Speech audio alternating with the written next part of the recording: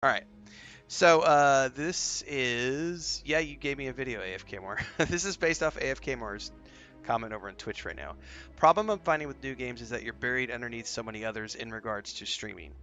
Um, you have to get the hook from other platforms to pull them to the new game streams. So this is a there's two ways of doing this. So on the streaming front, let's get somewhere where there's a better view while I'm sitting here talking about stuff. Better than downstairs anyway.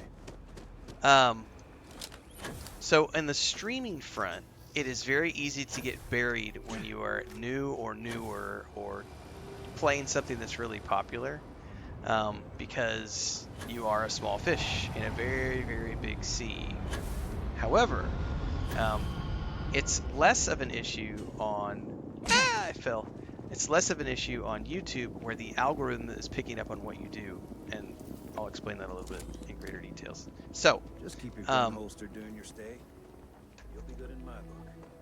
let's say you're on Twitch or Kick or wherever it is, and you're streaming something, and it's a game where there's 5,000 other people streaming the game at the exact same time because it's a brand new release. It's super, super popular.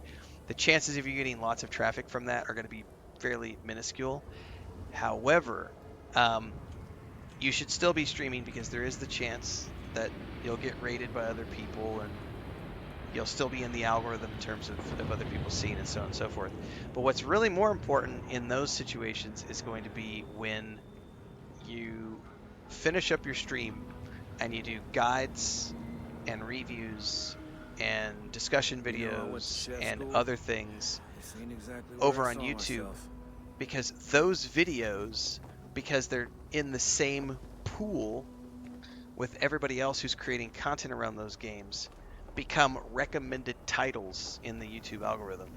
So when someone finishes watching a video, YouTube is going to recommend other videos at the end of that. It's going to say, if you like this, you might also like this, and it's going to show you 10 or 15 or 20. And there's lots of different ways that it does it, whether you're on mobile, tablet, desktop, whatever.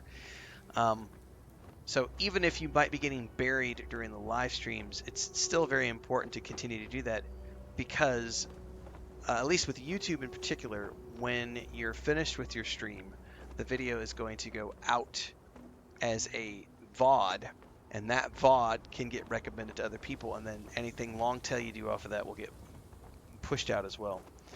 But I would also say that even though it can be discouraging to stream a game when you know that you're going to be number 4,999 on the list of 5,000 people who are streaming it, Yeah, there are some people when they go look up a game on like Twitch or Kick or TikTok or wherever, and they're looking for a streamer to watch, they're going to look for someone who has smaller numbers because they feel like they're going to be able to actually be an interactive part of that streamer's chat.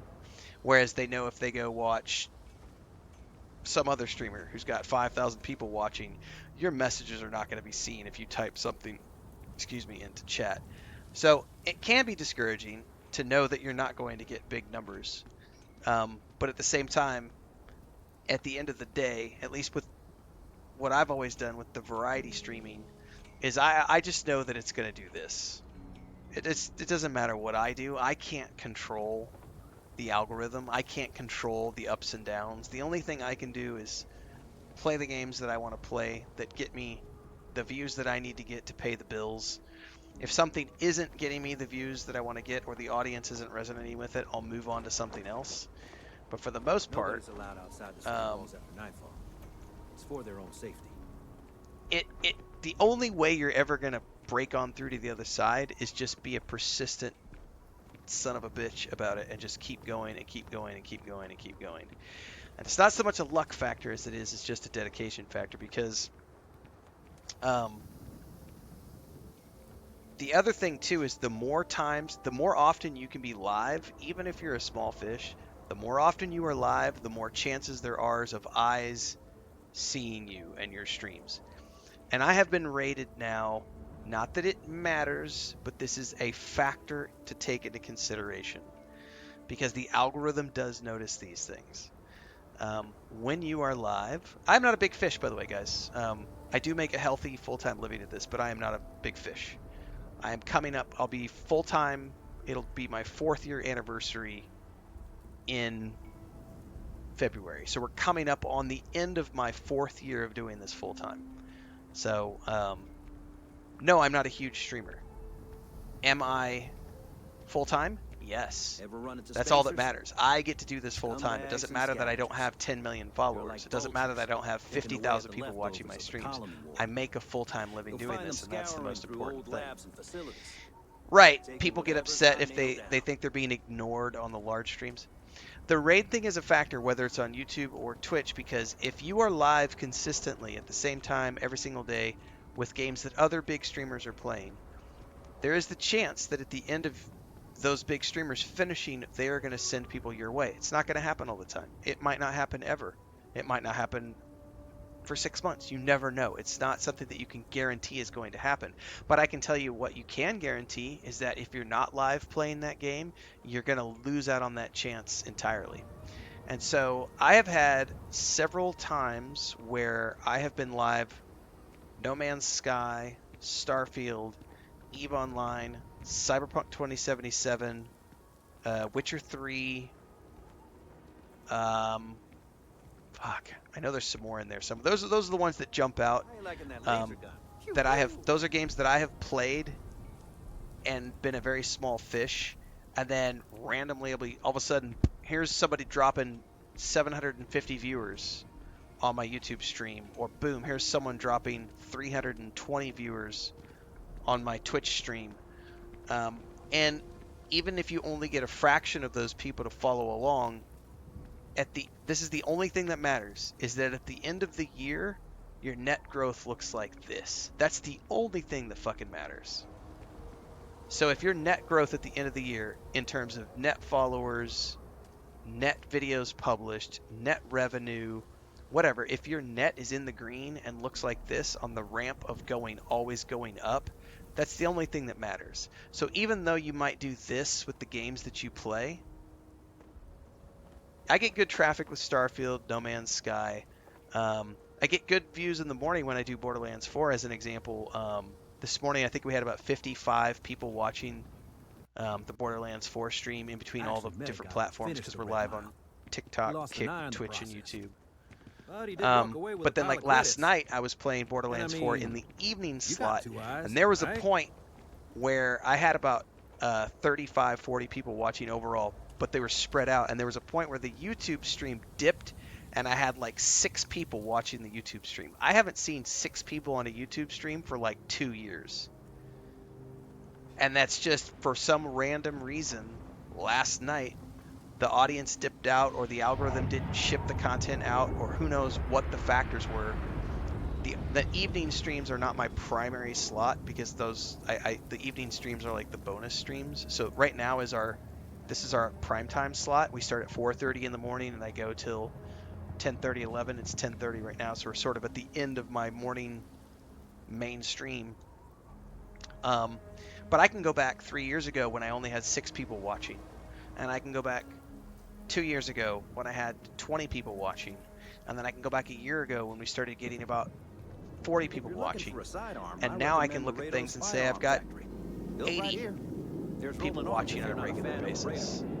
And then on big days, like we've had launch days. This is the other reason I want to point this out, because you never know when you're going to be one of the people who the algorithm decides to pick up on a new release. So I've had days like Dune Awakening. When Dune Awakening came out, I was there and I had 750 people watching me. That's a record number for me. 750 people watching my live streams on the launch day of Dune Awakening. When I did the event coverage for that Mistwalker game that's coming out from the Witcher 3 Witcher 3 devs, last year they did like their reveal event. I co-streamed that reveal event. I had like 690 people watching. At the time, that was my biggest event ever that I'd ever done, because I was there doing something, right time, right place. My Kingdom Come Deliverance 2 co-streams of the developer Ever go outside the city walls. streams have usually gotten 300, 400 people watching. And I can guarantee you, if I wasn't live, I would have gotten 0. If I worried about whether or not, oh, there's other people are going to be, there's no point. I'm a small fish. No one's going to watch me. Nah, nah, nah, nah, nah. You got to put that shit out of your mind. Always be live. Be as live as often as you can, especially if you can establish a schedule. Um, but there's, yeah, small streams, correct. Small streams can be better for getting to know a streamer, says Lady Atara.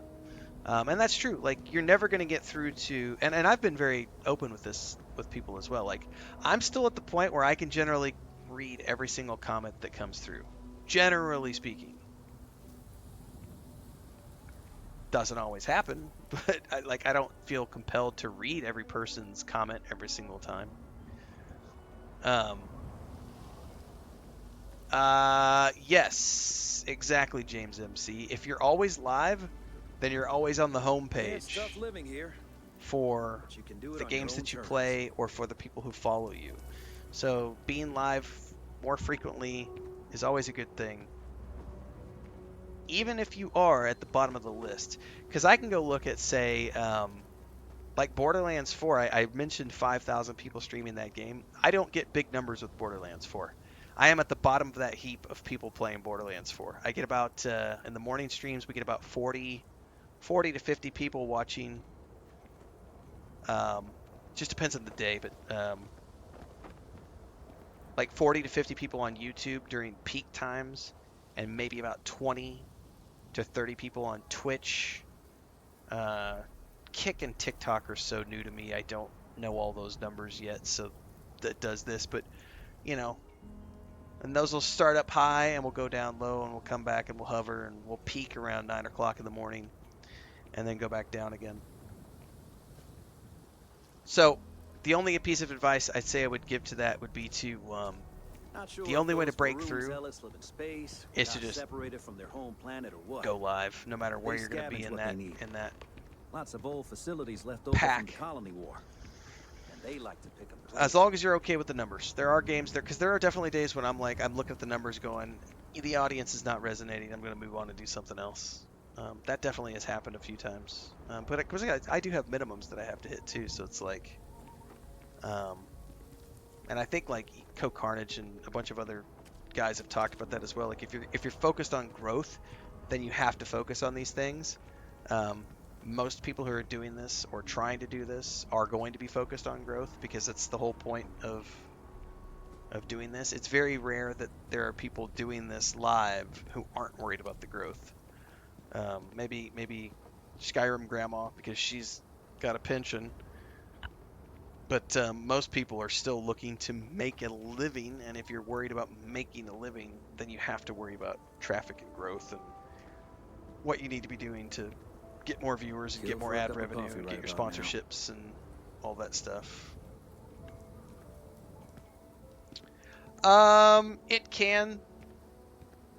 It can impact your enjoyment, James MC. Like if you're having a really good time with the game and for some odd reason the audience just isn't resonating with it, that could be hard. There was a game I played it last year. Oh, I wish I could remember the name of it. It was like a noir detective game that was like first person. It was like a steampunk noir detective game. You had a car that you drove around and you investigated these murder scenes, and it was like a science fiction game. It was very short, was the only reason I pushed through. Thanks for the sub over on Twitch, TD Lau. It was a very short game. I can't remember the name of it off the top of my head. I remember when I was streaming that, I only had like 8 people watching. And I think this was before I was multi-streaming, maybe even. I don't think I was multi-streaming yet. So maybe it's been 2 years ago. Because I think it was before I started multi-streaming on What? Twitch. So it was only YouTube. And I remember it was only getting like 6 to 8 people watching those streams. It got dismal traffic. But it was a short, like 6-hour game. So I beat it in like 2 stream sessions. So I was okay with the numbers being shit because it was like 2 stream sessions and it was done, and I really enjoyed the game. But it was also disheartening to see something where I was having a really good time playing it and I was like, why is no one watching? Because I had good numbers on my other streams. I was getting like, 30, 40 people watching the other streams. And that one game when I started, it was because it was such an indie little offbeat game that no one cared to watch. Another one was Flintlock, which I think was a couple years ago. Flintlock came out, I think it was Game Pass maybe even. And I had quite a good time playing that. It was a short, 12, 15-hour game. I had a good time with it. No one watched. And I went ahead and pushed through because I knew it was short. Now, if it's a big game, I was very open when I was playing Death Stranding 2. I was very disappointed. Council of Governors meet in our And very own because when I played Death Stranding 1, like 6 months ago, I had like 150, 200 people watching the streams. And then I was thinking I was going to have that same traffic for Death Stranding 2.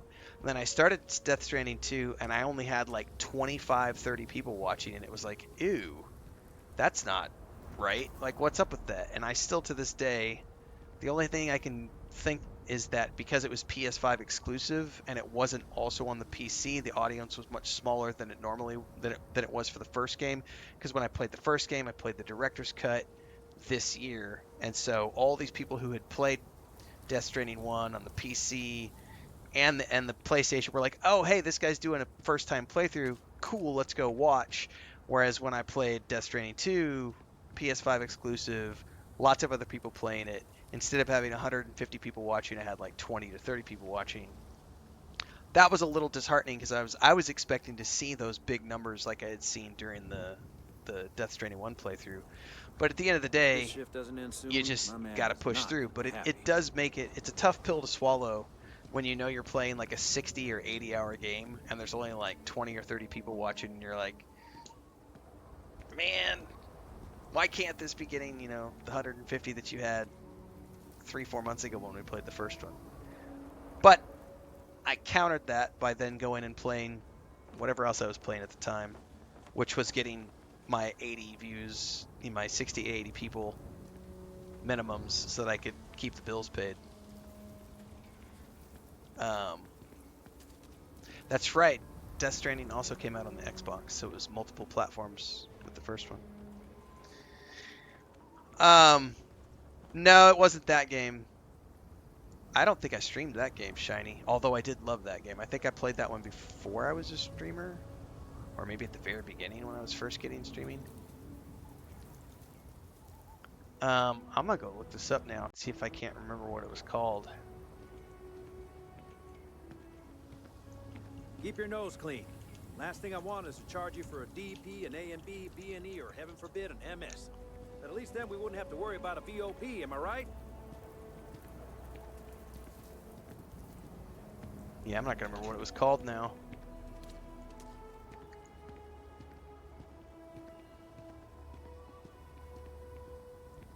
It's all good. Figure it out another day. Thanks, Vano. Nah, it wasn't one of their games. It was something else.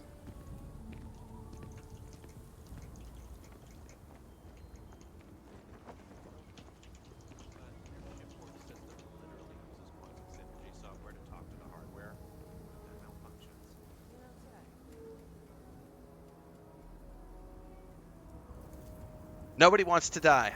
That's the name of the game. Nobody Wants to Die. That was the name of it. I had to go look it up now because it was driving me nuts. Your next stop wouldn't be the Charybdis system, would it? We got a report of a distress call out there, but we don't have the ships to send someone that far out. No, I wasn't going to wait. So even to this day, I can go back and look. Like the playthrough videos only have about 30 to 50 views per when I did the playthrough. So it just got horrible traffic. And I was very disappointed because it was like, this is such a good game. Why isn't it getting more traffic? And even though I loved it, obviously the audience wasn't resonating with it. So